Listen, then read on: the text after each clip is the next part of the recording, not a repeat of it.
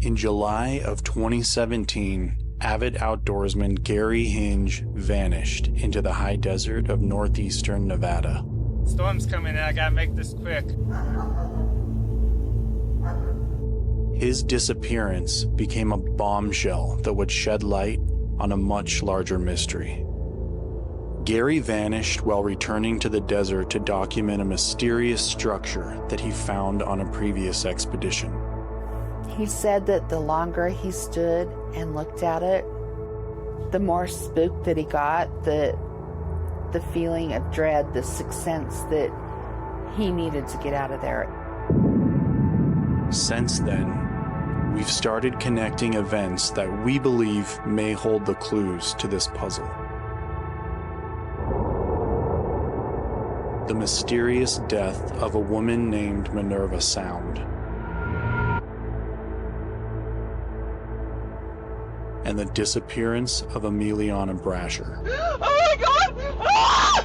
No one! No, I'm a mom! I have a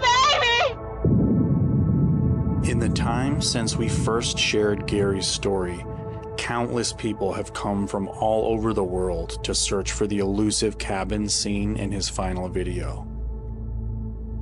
So far, none of them have turned up anything useful, until a man named Oscar Mendoza came armed with a theory that no one else had proposed. Gary had secrets.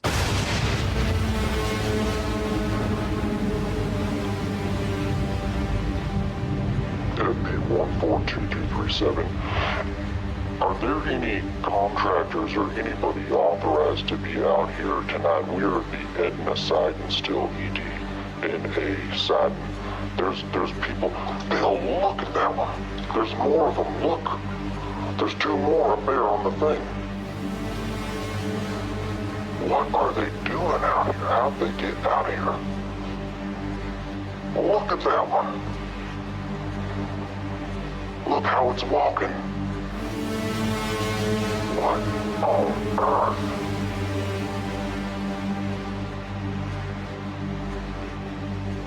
Lock that door.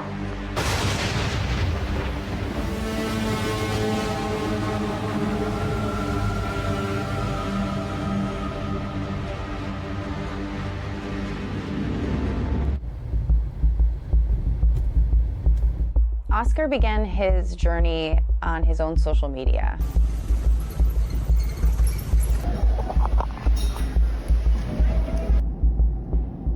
He left Mexico and arrived in Nevada June 1st of 2022. And he went there to do what we all have been trying to do, and that's find answers.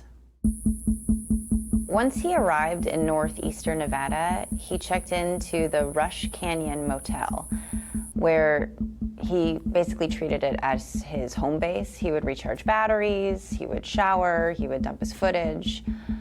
4 weeks later, he vanished.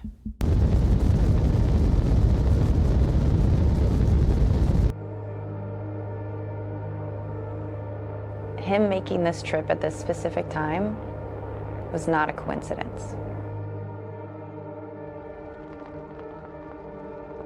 A fire was raging on the western part of the state, so every available state employee, county employee went over to try and help battle this fire. Most of them, however, were on fire watch to make sure that the fire didn't spread to the eastern part of the state.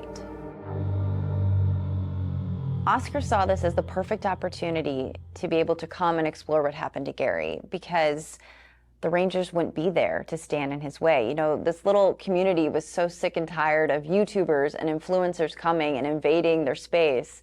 And now that everybody was off, you know, fighting this fire that was happening, he just jumped at the chance.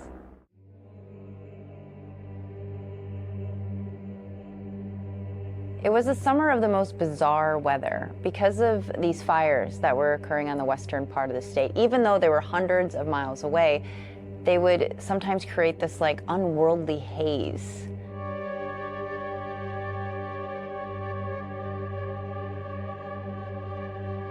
And then other days it would be blue skies, but incredibly windy. It was the perfect storm and the perfect formula for fires, which is why everyone was so concerned and on fire watch.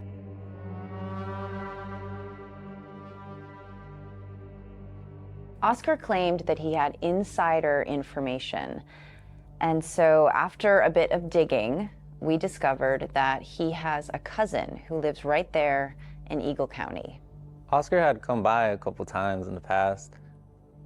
I wasn't able to spend time with him, but he went out and he made a couple friends with the locals. So Oscar met, he used to work, for the police, and when they were talking, that's how we found out about Gary and the two ladies. He became obsessed with it.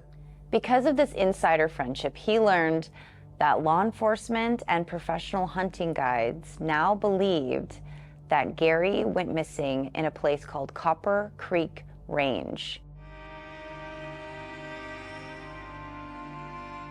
This is what we thought his secret information may have been.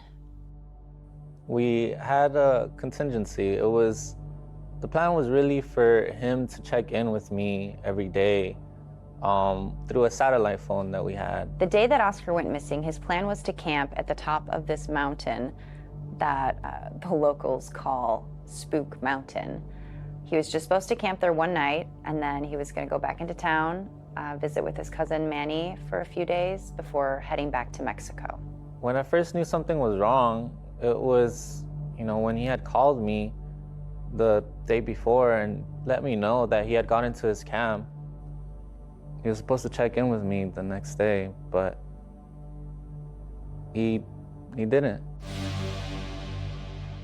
I tried reaching him multiple times. He didn't respond. I knew right where to go because of the satellite phone.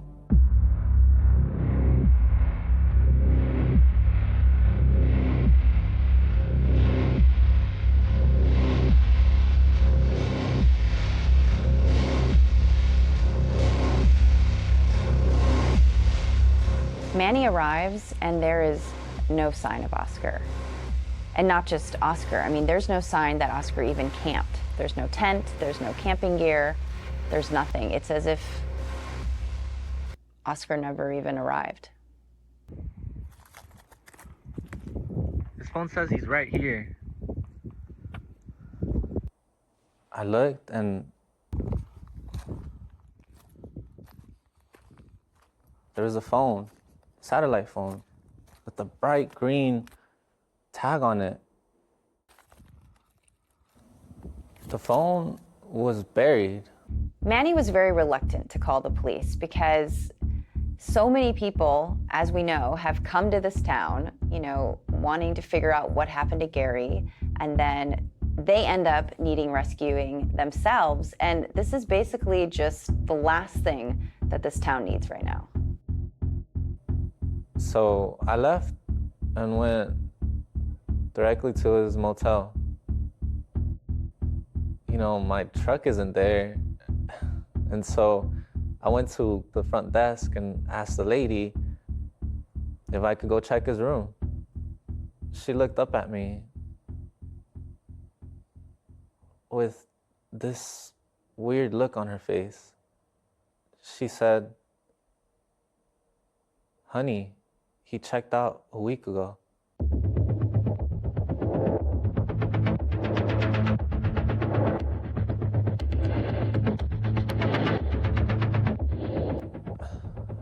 I was stunned.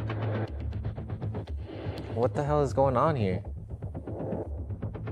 And then I was pissed. He had my truck. We had a deal. This is when Manny goes to the police, and the police refused to do anything because Oscar willingly checked out of his hotel. I mean, he's a grown man, and he can do what he wants. This is when he turns to a well-known private investigator in the area who you might remember from Gary's story. I wanted to figure out What would be the one thing that Oscar would keep from his cousin, and why? As this was all unfolding, we find out that Oscar tried to reach out and visit Beverly Hinge. Now, for those of you who don't know, Beverly Hinge is Gary Hinge's sister, and Gary Hinge is the reason we're all discussing this story. I mean, he's the reason this all started. And Beverly was in no shape to be meeting with anyone.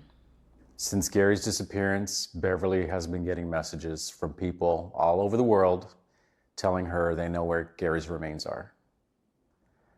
I keep telling her, these people don't know. They're strangers.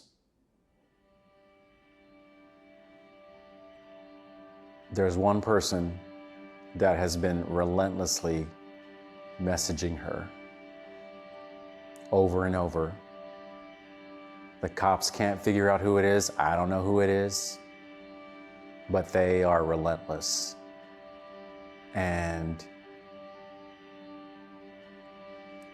Beverly went out looking for her brother in the high desert. She got lost herself, and by the time she was rescued, she was dehydrated.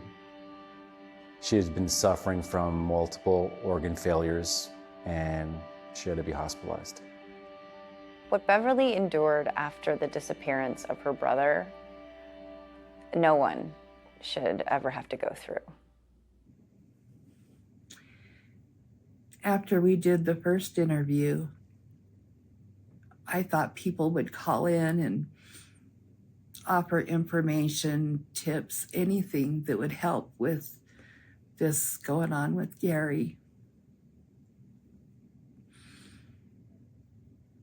I was shocked, horrified when people started giving me backlash and blaming me and just the bullying. I just never dreamed that would happen. And, you know, Gary being such a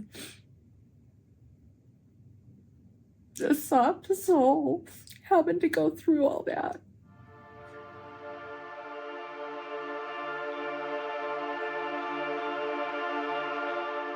If you could say something to the people that put you in this position, what would you say to them? That. Why don't you look right into this camera and speak directly to them? Those who have social media, a lot of them, it's their only company. And please have a heart and think about what you're saying to them. You don't know what frame of mind they're in.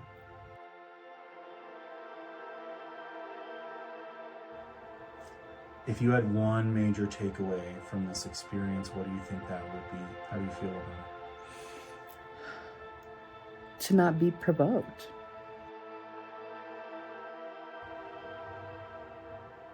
It broke me then. It broke me then. I mean, it crippled me. But I'm okay. Beverly has been called every name in the book by complete strangers from all over the world. And these people don't even know her. As somebody who's gotten to know her over the years, I can tell you that she loved her brother, and she would have done anything to move mountains for him. Right away, Bill and Manny both decide to post Oscar's photo on social media, different Facebook groups, etc., because it is the quickest way, to get the word out that someone is missing. And immediately they hear from Dolly Broadbent, who we interviewed for the Minerva story. I overheard, my mom say, what kind of people would be like walking out this far? And my dad said, I don't think those are people. That day, I had to go grocery shopping, and just as I was coming up to the gates, that's when I met Oscar. He had been emailing me, but I really didn't take it serious that he was going to come. So I just kind of ignored him. He was really determined to come see Majesty Ranch. I had to lie to him and tell him I was going to Salt Lake City. Oscar got in contact with Dolly through different online forums, basically, after he learned about Gary's disappearance and became just obsessed with the story. He joined all these different groups and different forums, and in one of them, Dolly posted a bunch, and she posted a lot of different stories that took place on her property, Majesty Ranch. When I was growing up, I knew there was something going on. And my parents did a really, really good job in sheltering my sister and I. But there were some things that they just couldn't hide from us. A lot of times, before anything would happen, we would hear this sound, and it was like a tink, tink, tink. And we couldn't tell where it was coming from. 1 minute it would sound like it was coming from over there or over there. But then when my parents and my uncle heard, my dad and my uncle came and rushed my sister and I in the house. And they told us to stay in the room and lock the door. And we wouldn't be able to come out until the next day. The one thing that, to this day, that really frightens me is my sister and I were woken up to the sound outside of our window. It sounded like crying, but it was a man's voice, and it was deep and agonizing. We ran to my parents' room, and my dad went running outside with his shotgun. When he came in, we could tell he had seen something. We were homeschooled. But when we'd go into town, we could just tell what people were thinking of us. My dad was really affected by all of this. And by the way we all got treated, and nobody believed him or believed us. And so he started documenting things. He had a box, and it was full of everything that he had collected. So the box came up missing, and he used to hide it in the barn. And the county officials came to do an inspection. He was convinced that the county officials had stolen it during the inspection. In Eagle County, they really depend on tourists and outdoor activities, hunting, fishing. So I don't think they really want to advertise that people are disappearing out here. Not long after Dolly called to inform them that Oscar had shown up at her ranch, they received a very interesting phone call from a man named Jonathan Manast. Jonathan called because he wanted to tell me that he had encountered something out in the desert. He didn't know if it was Oscar, but he thought it was important. I thought he was telling the truth, definitely. And he was definitely spooked.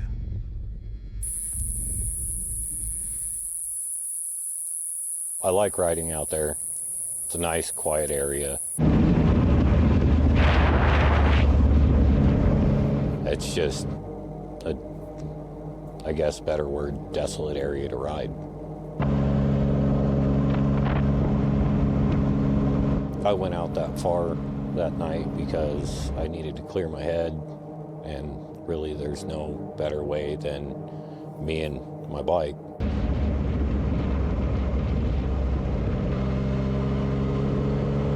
So I was going slower than normal because the road work, saw a couple of signs coming up.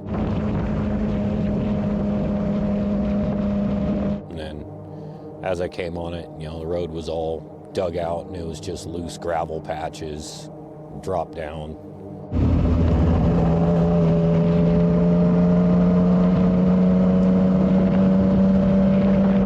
Almost laid the bike down and got through there, just kept going slow, didn't know if there was going to be more road work coming. At the end of the road work, right after I had just gotten past it, I went to go open the bike back up and pick my speed way up, and that's when I saw it.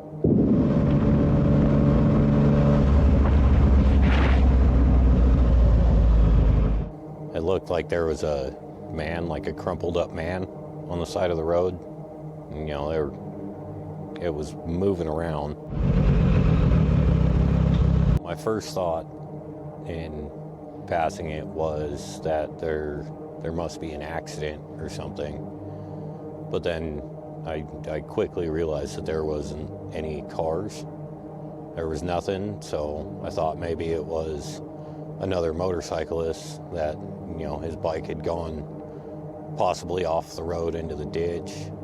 Didn't really know exactly what to think about it.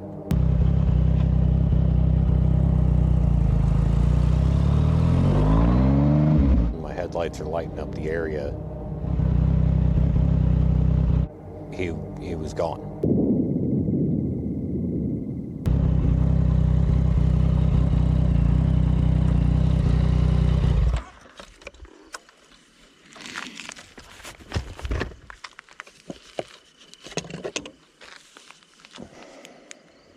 And I start hearing what sounds like footsteps.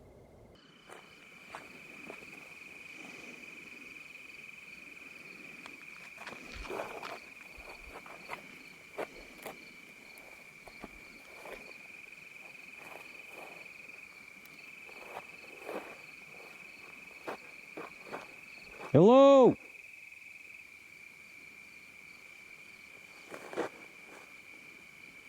Anyone out there?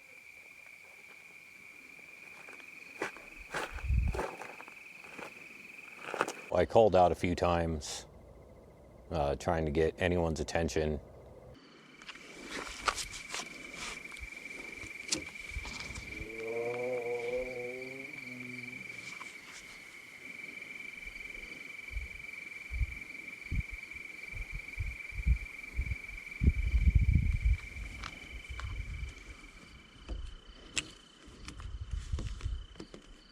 At that point, I decided to start walking up the hill because I was thinking maybe they've got a concussion or, you know, something else is wrong. I look up the hill a little ways, kind of in that direction, and there's just this massive cave on the side of the hill.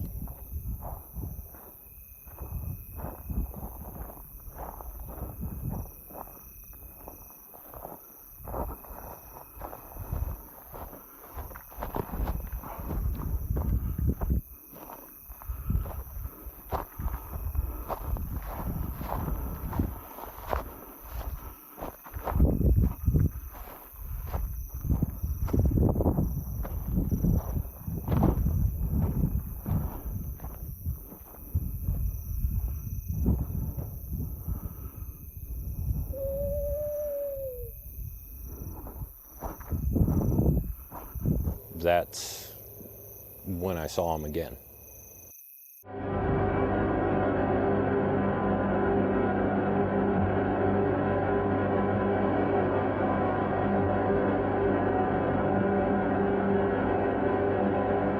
And as he went into the cave, I can't really describe it, but there was just something really, really off about him.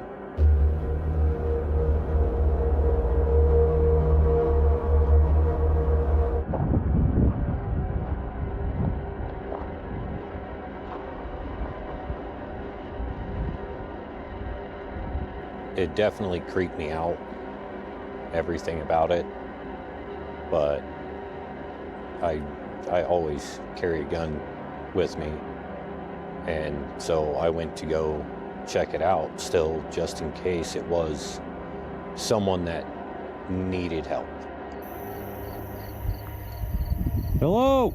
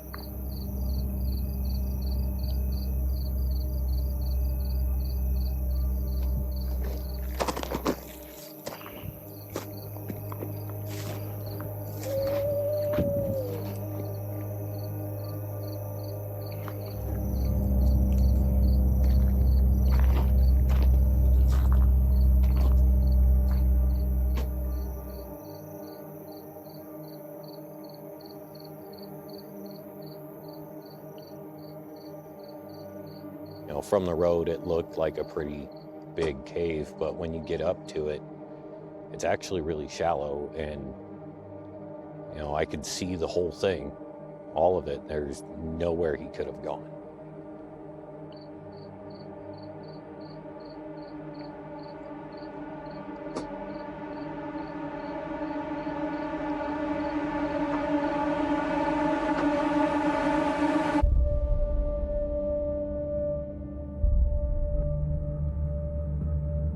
Oscar was raised by our grandparents, and, you know, my grandpa was his hero. Our grandpa's death, you know, pushed him over. He was already struggling, and then, you know, that seemed to snap something. Oscar's dad was never really in the picture, and, you know, my aunt, she was a very troubled person. It took its toll on him. This trip meant a lot more to Oscar than just figuring out what had happened to Gary. This trip started because Oscar wanted to leave a life behind, and that life was basically a 10-year battle with depression and alcoholism, and he just wanted to start new, fresh. I mean, he dyed his hair. This was a whole new beginning for him. I was scared that he had done something to himself.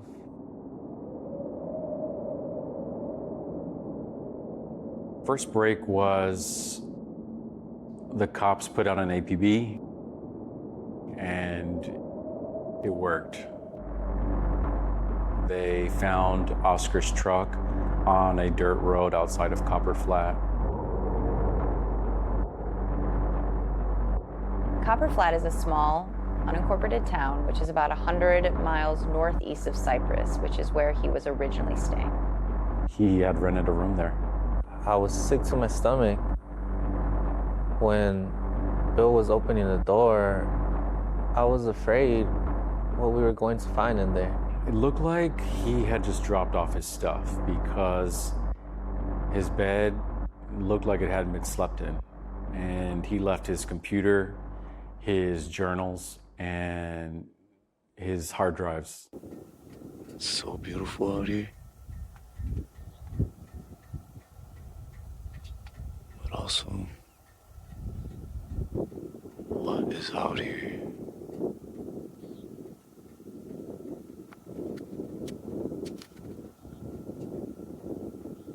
In these early videos, we see Oscar and he is just bursting at the seams with excitement. I mean, he is over the moon to be able to be here in Nevada doing his own investigation, and you can clearly see that.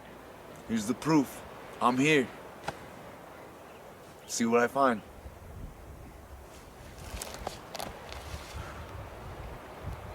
Beautiful. Manny and I start going through Oscar's stuff, just trying to find anything that we can to help us figure out where he is. I didn't want to read his private stuff, but if, you know, it was going to help find him, then... Manny didn't share any intimate details of Oscar's journal. He only shared, you know, the important stuff to help the investigation along. But he did share one entry that I found really touching. What I'm doing out here might not be the safest thing I've ever done. But for the first time in a very long time, I remember what it feels like to live outside of the space in my head. This journey has saved me from being too far gone. Here she is, number 81. Yeah! Woo!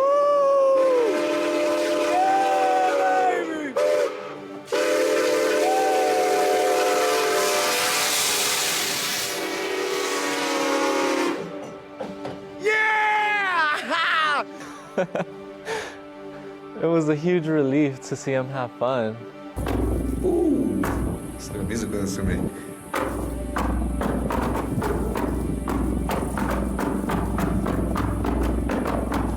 Hey! I thought, okay, he's gonna be okay. His first few days, he just wanted to be in Gary's shoes. Hijo su madre. Okay. Nobody warned me about how cold it gets in the high desert. Like, it's pretty cold up here. But anyway, I don't care because...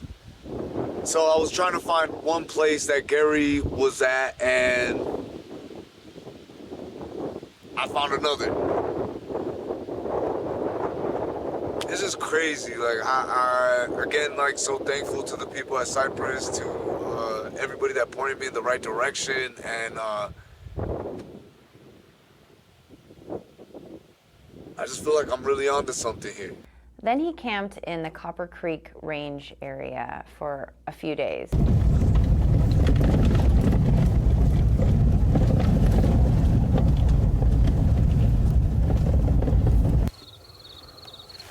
So, the structure right here used to actually be a bank back in 1872, and it burned down in the crazy fire. No, I'm just fucking with you guys. I just made that up. I don't know. But looks like it would be a safe bank. I don't know what it is.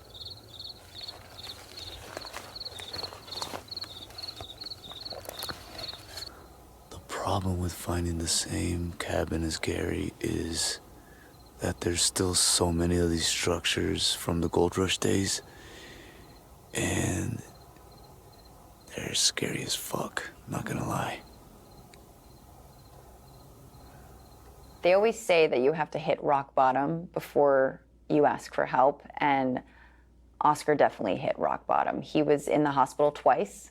One of those times he almost died, and that was the catalyst that pushed him forward to crawling out of this hole of darkness that he was in, and really overcoming the stigma that, you know, men and mental health, and men can't ask for help and change, and Oscar wanted to change.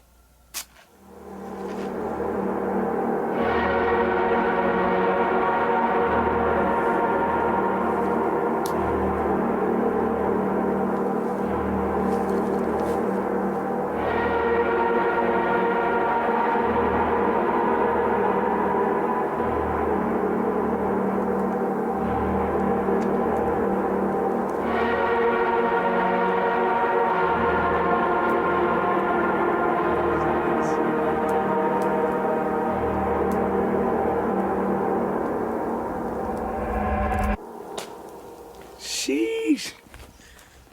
Still got it. It's been a while since I lit a fire. My grandfather was the first man that taught me how to light one, so shout out to you, Grandpa. Anyway, I know I don't have that many followers out there, and honestly, I'm not doing this for followers. Without getting too much into it, The past 10 years have been fucking rough, man, honestly. Just a lot of pain, a lot of struggle, and I don't know, when I heard Gary's story and everything that's going on out here, I was just like, man, it just ignited my curiosity in the world again. You know what I mean? Like, I was just like, I felt fucking alive. And it just, I knew I had to come chase this, you know? Honestly, I want to find the cabin. But even if I don't, I just want to find some sort of answers, like something, just anything. It's just, you know, I was drowning my feelings so much that I just was so numb to everything. It was such a dark place. Like, honestly, I don't think anything could fucking scare me anymore. And maybe that's why you guys are asking, why is this fool doing this at night? Like, why is he out here right now? Because I am not about to be asleep in a tent while, you know, who knows what could be going on out here. So I'm staying awake. I'm up, ready for any challenge that comes my way. And man, I'm just realizing that chasing this mystery is more exciting than anything I could ever find in a bottle.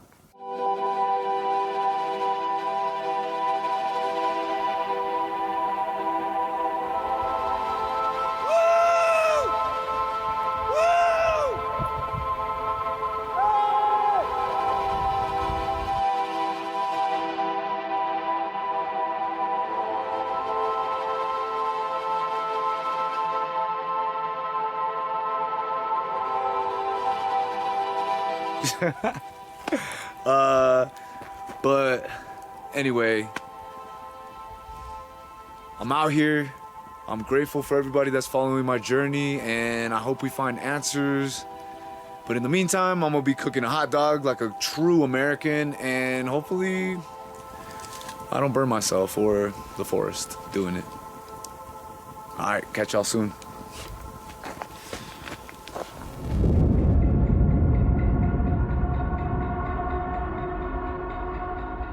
The Copper Creek Range was uneventful, so Oscar came up with a plan to go to the last location where anything mysterious had happened, and that was the Reinhold Mine, where Emiliana Brasher had disappeared.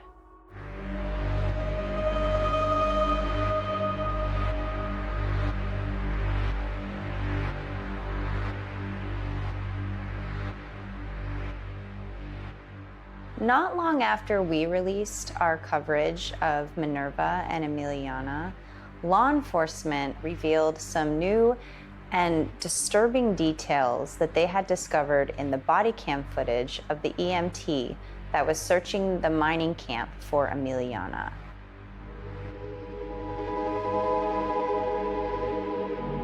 After hearing what sounded like a woman screaming for help, he rushed into the mill.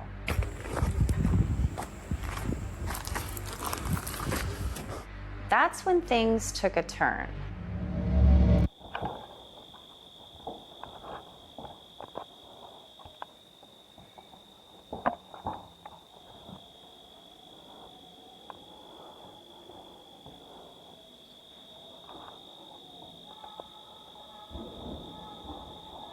Everyone obviously saw the figure at the bottom of the stairs. But no one saw the figure standing in front of the EMT.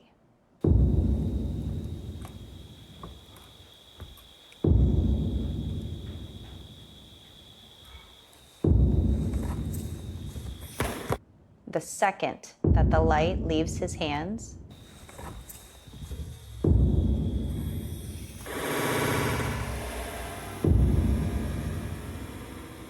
you see a figure standing there.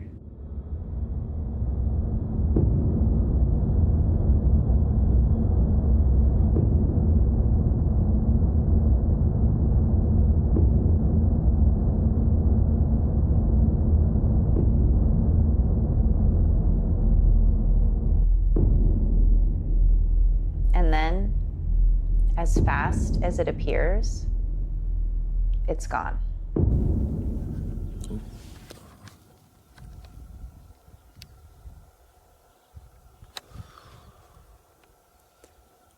All right, well, I've been camping out here for a week and haven't seen anything except for a couple of elk and some deer. Saw those wild horses, but no mountain lions, thankfully. I've really been thinking about heading back to Mexico and really not falling into the same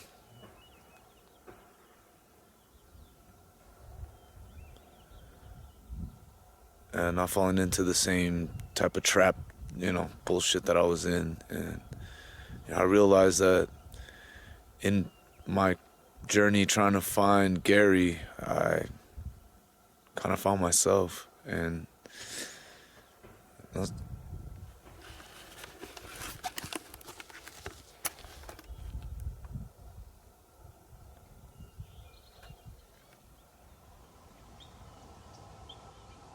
other people out here.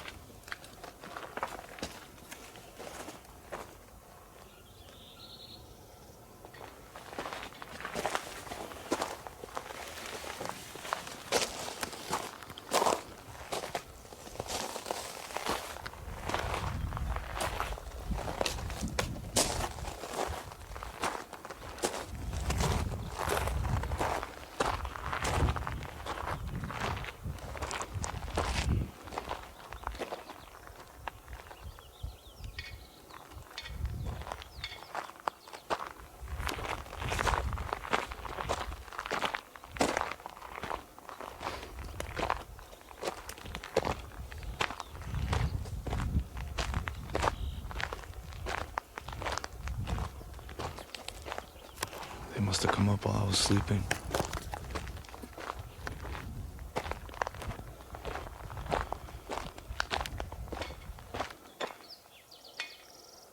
Hello?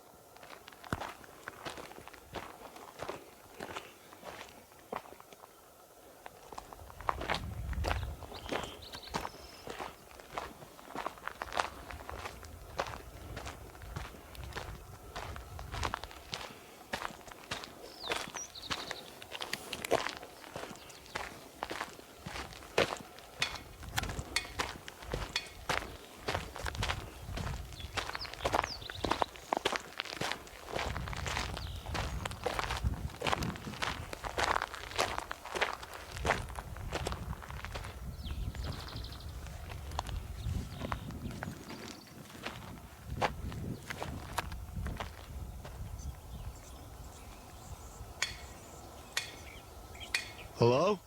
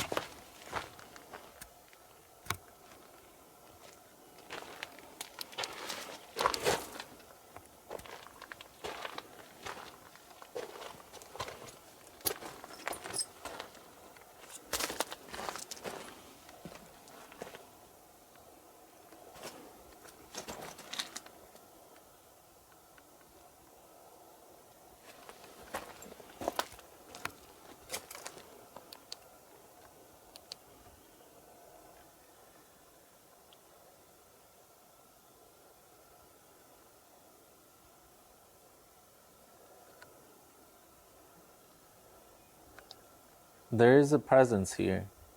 To deny that, that would be a lie. I can't take one step without the feeling of being watched.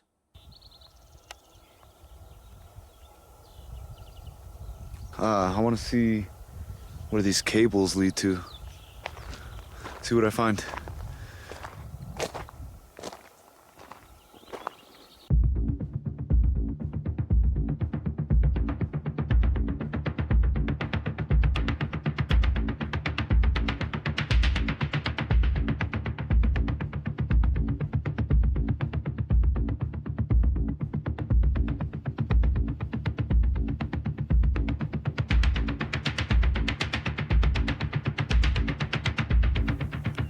I fucking made it.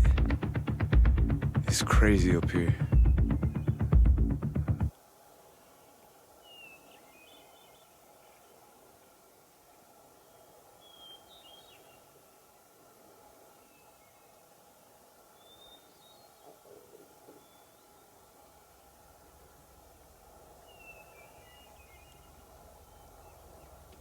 You can see the lower mill. It's a cave or a mine. Has someone try to cover up here?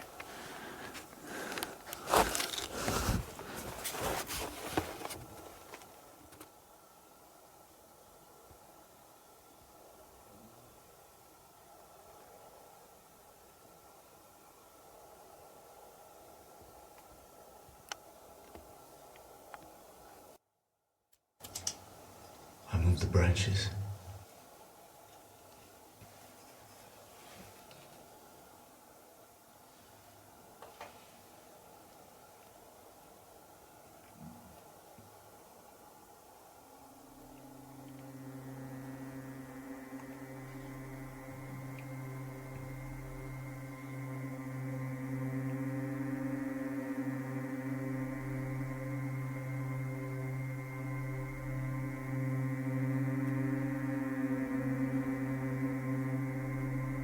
Definitely gonna camp out here tonight. I won't make it down before dark, so I'm gonna build a big fire and see what happens.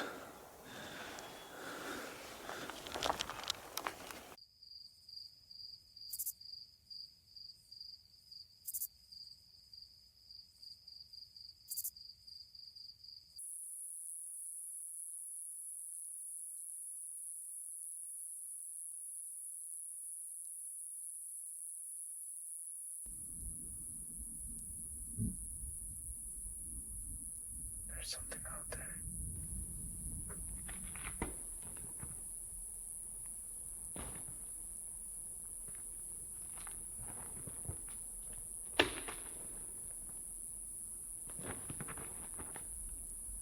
I never used to think twice about hearing animals outside of my tent.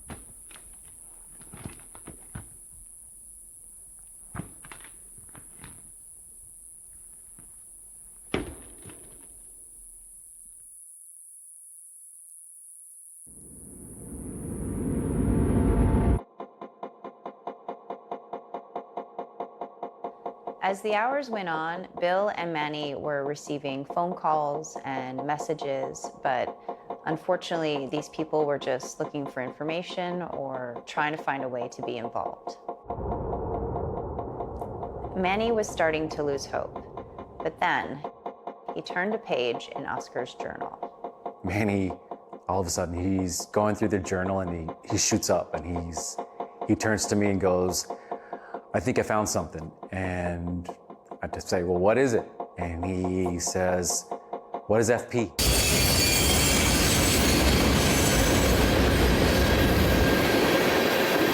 I'll never forget the first time I heard it.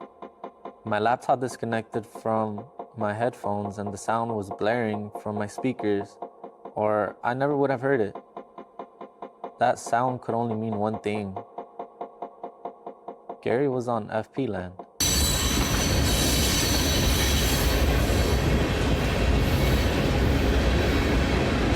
This could mean that Gary was on Freight Pacific land when he vanished. See that shit? I ran straight up to his tit! I'm getting off this motherfucker! Yeah! Private Freight Pacific land. Like we showed in our original coverage of Gary's disappearance, law enforcement then released some of his final footage.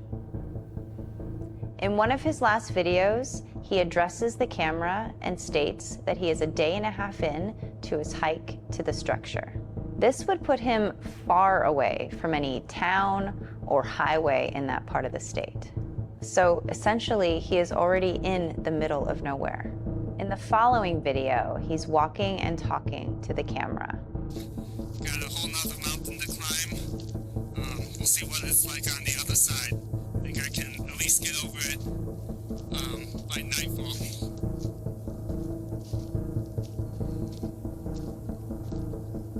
It has been there all along. At the very end of this clip is when Oscar caught it. I think I can at least get over it by nightfall.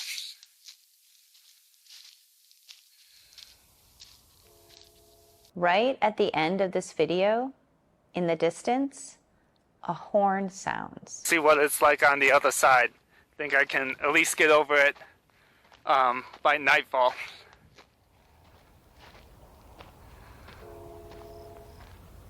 This makes Gary's decisions make a lot more sense. Police decided the best way, or the only thing they could think of, was to maybe check his cell phone and his cell phone pings and which tower. And it looked to be as he had turned his cell phone off shortly after leaving his home. Map Nevada, the company that Gary worked for, supplied and tracked all of his equipment. It's clear now why he turned everything off. He was trespassing.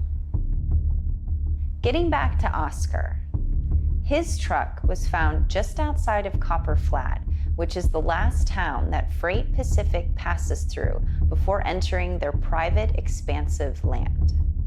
Once a train departs Copper Flat, it is in no man's land.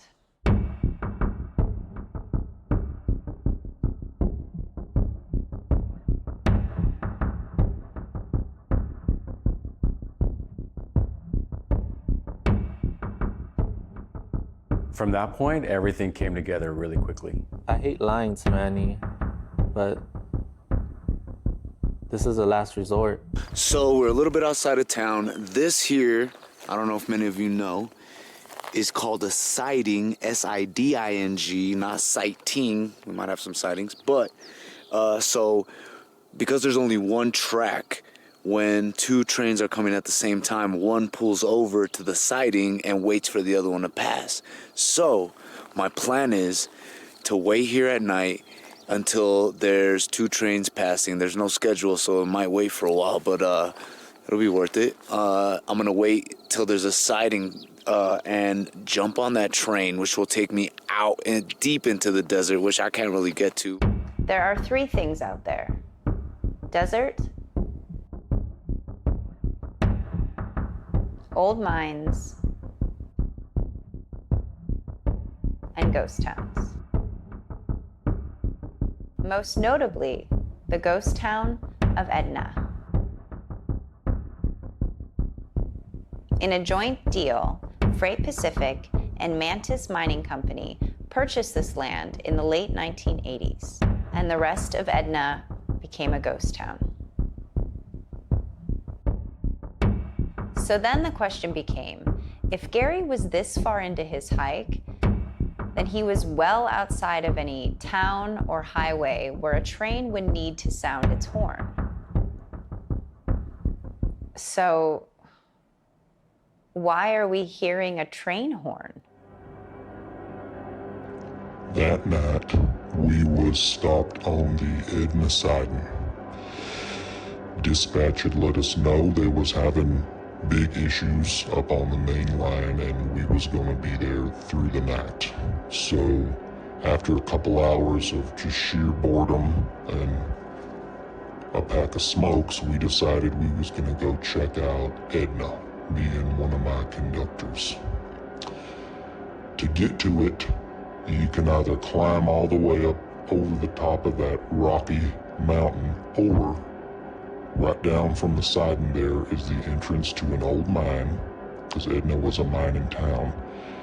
You can go right through there and it comes out on the other side of that mountain, right at Edna. So we went through there. About halfway through it, my buddy stopped to take a picture, and when we got walking again, he said, "I think there's someone else in here." And I said, "I think you're seeing things." Well, we come out the other side at Edna, and there was just enough of a moonlight that you could see the structures there, and there was this church-looking thing, and we wanted to go check that out. We started heading to it, and he says, look up there, there's people watching us." I look up and I was amazed, mainly because of where we were. I am thinking, how did they get out here? What are they doing out here? And he started hollering at him, "What are you doing out here? This is private property." And when we got our lights, our flashlights up closer, they started receding real quick off the back of that roof. And when I tell you, the way they moved creeped me out. They did not move like people. And we got this feeling we should not be here. Something just felt real wrong about it. So we hightailed it back all the way through that mine, back to the cab of the train, and they followed us. And they stood up on top of that hill and watched us for hours until we took off again.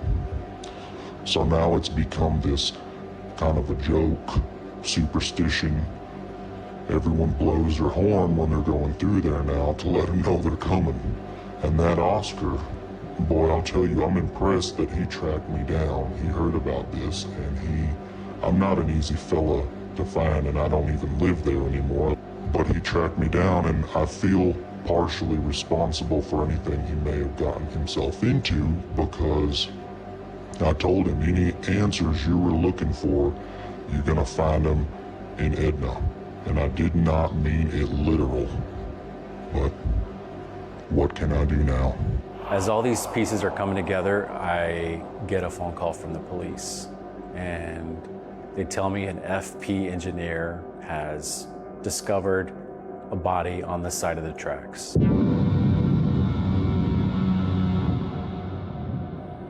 They used the word body. And it matches Oscar's description.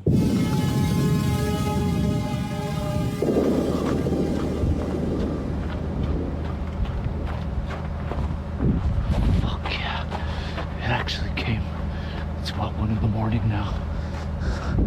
I'm fucking nervous. But this is my only way to get there. I gotta be strategic. Get me caught up here. Alright. This looks like a good car here.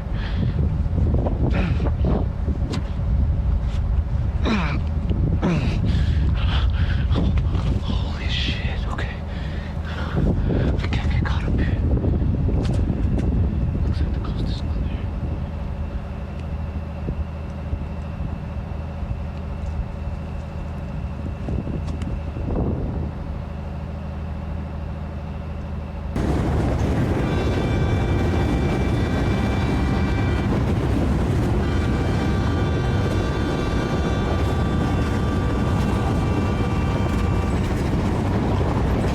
I explore at night and sleep during most of the day, I figure it's the only way I have a chance of catching a glimpse behind the veil.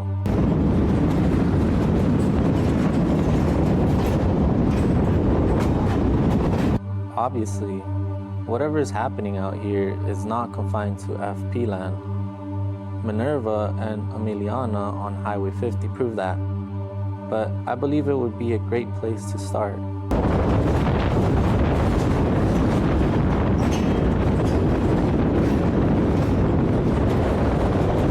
This is where Gary may have found the cabin.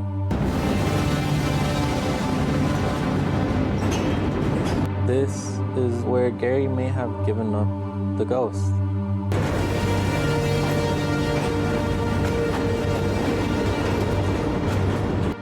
I have to find Edna. I think I know what to do.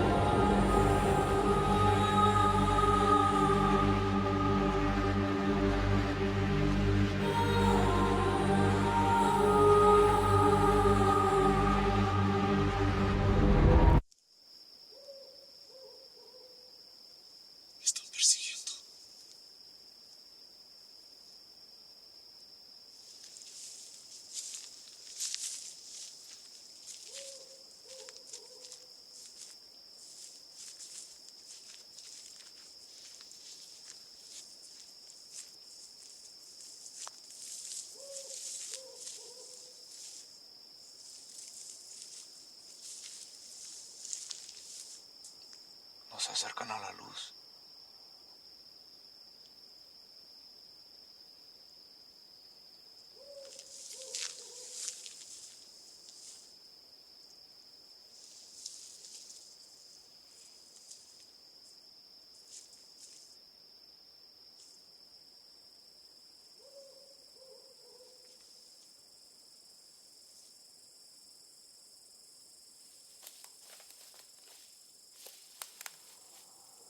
¿Los oyes?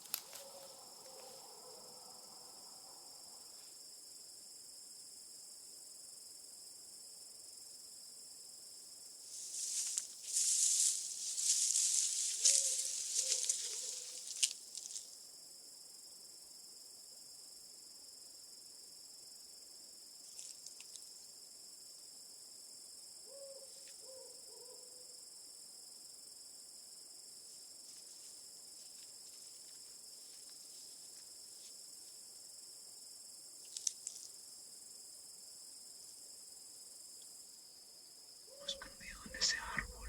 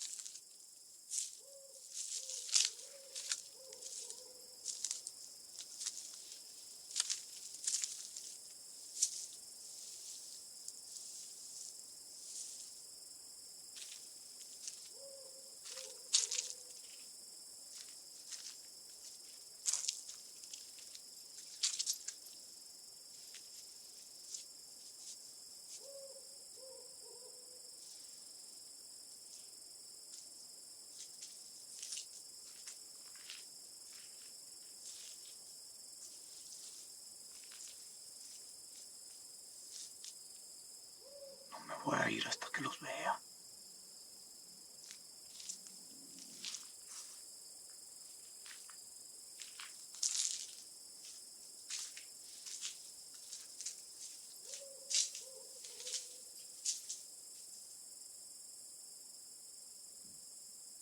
Se están acercando.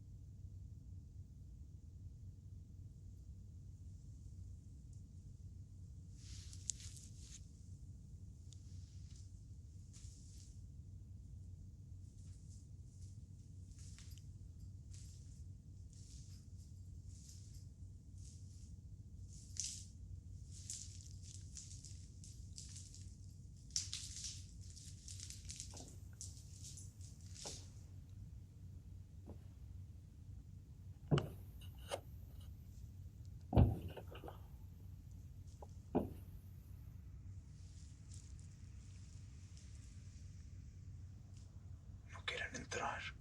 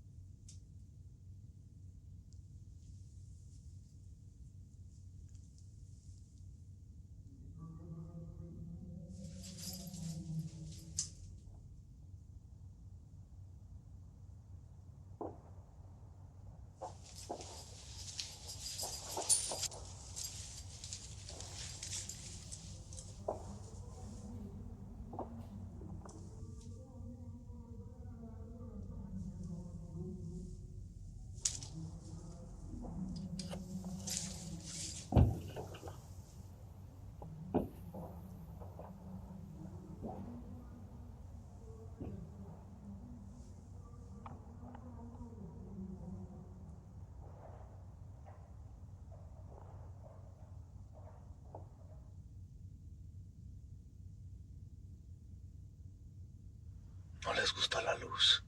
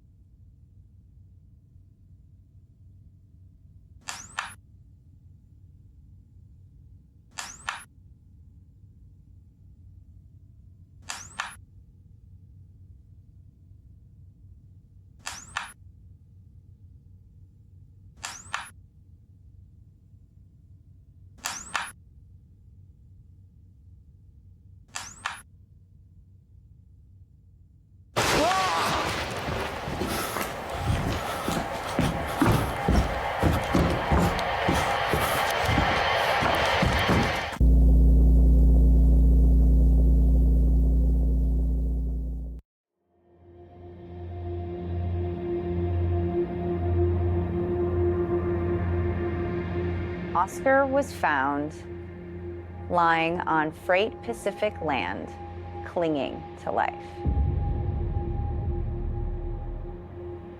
He was flown to Memorial Hospital in Las Vegas. When I saw him before he went to Mexico, it was crazy. It was almost like if he was a different person. He was paranoid and very jumpy.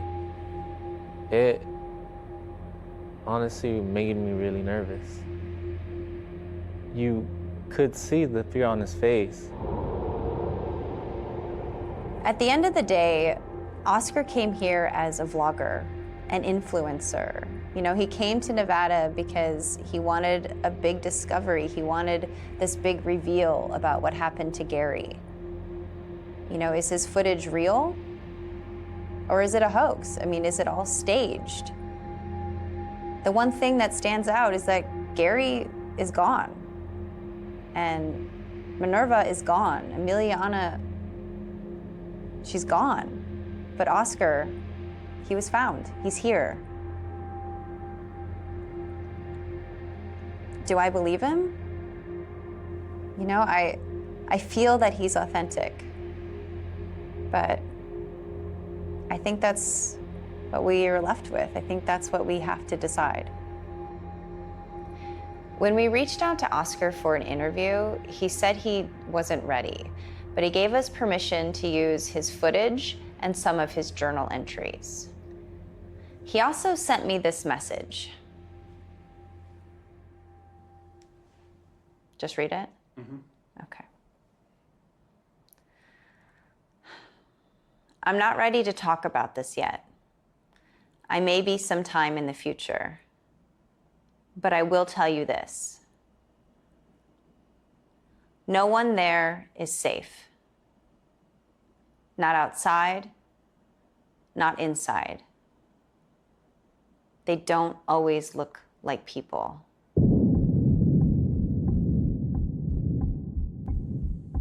Hi, Daniel. This is Dolly. You're not going to believe what I just found.